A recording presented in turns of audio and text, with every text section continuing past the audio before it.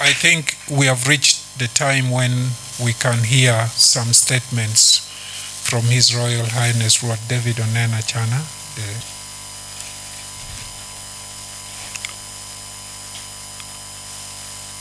Ledit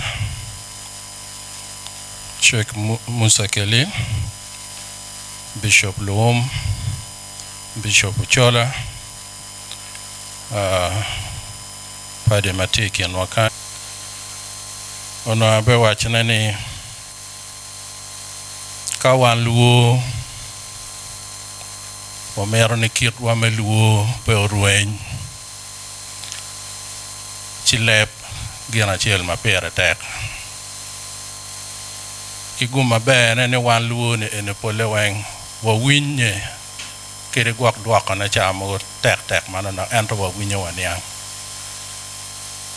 chono Damano,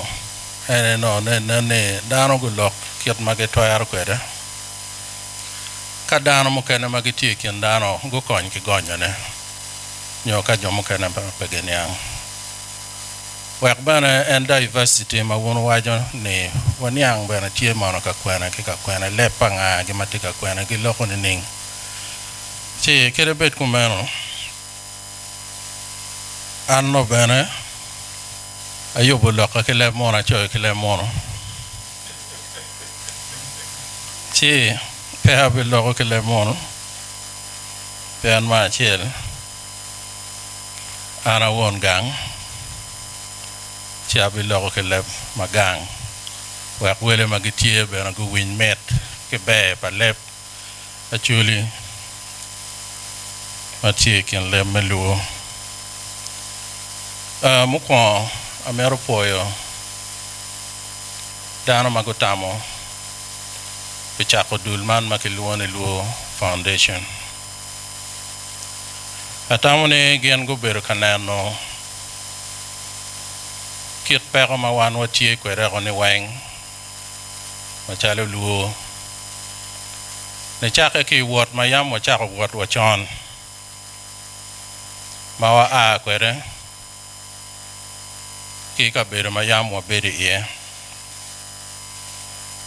yamu no anakwano onyo kaki penya ono ange ne walu wa aki Egypt nyo Sudan endo tinda ni ange karo wa ki Jerusalem chi wote en mabo ni eni Oberu wat kitian lok ma pol karamo ken oberu kuro pilar ke karamo ken oberu kuro pe bal motime kenwa karamo ken oberu pinyo yo me ko pian wan luo wan lo petle kilo pu cham ti karamo ken beno beru pilok me yinyo ngom me ka petle cham mabejo Ikaramo kene bene Tuaro bere ni tuo Ene okaro kienwaro Waro waro Karamo kene bene Tuaro bere ni kech Ene waro wan waro Waro mabo Kimo kene Bene nya padano Cho waro da Wan luo wabiono wapoke makumbede walunga kinyeng karawa mapat Ento ikom poke wani en ma obedo ka poke ni Atamo Gian mo miero wun Lo yop nyodul mo chako Gine ene onen Ene lok mo kene manenen kibiro ka lok ne Da obedo ka time kienwa Luany bero obedo ka time kienwa Kikuonge madon Obedo ka time kienwa Pa eno ni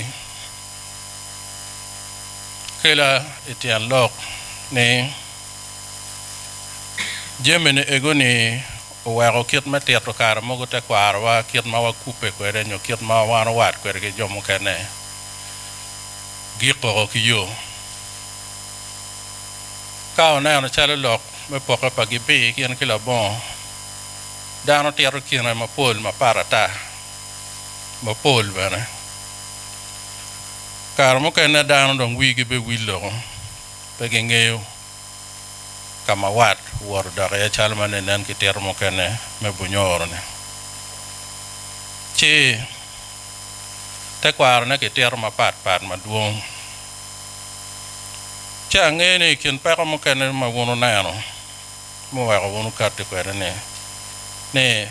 mero luo repe o dak chen ti dong repe ke dak ne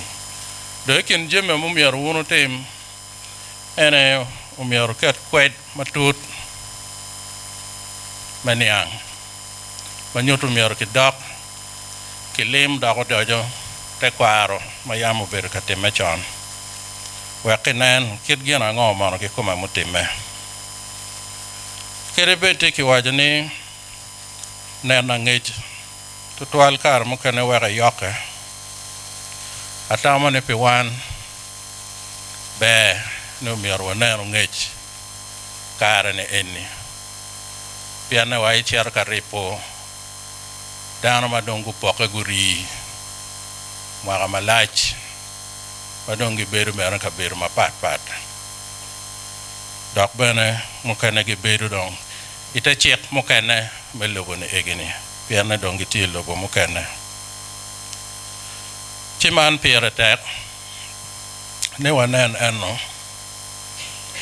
wek gin mo ko maki chakti mone mapol kare awaja ni oreme ya Acholi kany ki peko mo bedo ka timene ene omiero wachako loki kienwa machalo luo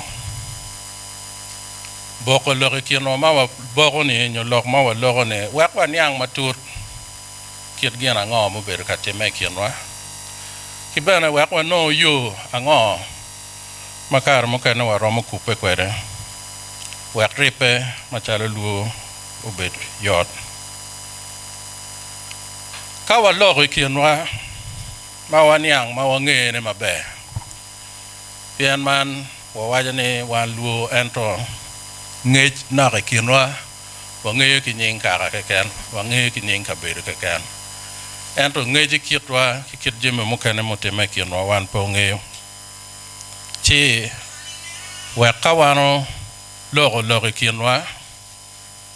machalo luo kita ki wajo kwere me Uganda kany kong chi waneno kit yo me roch wat kienwa pian bal time kienwa mapol mabale mo kene chalo pa Gipir gin ki Labongo gi to oberuti ye chi gwaka da kar mo kene no to mapeki yubo kar mo kene twero dokola chen chi kar mo kene benada no achana tie amora wang beru tie wako kar mo wano beru kita wan wati kwere ne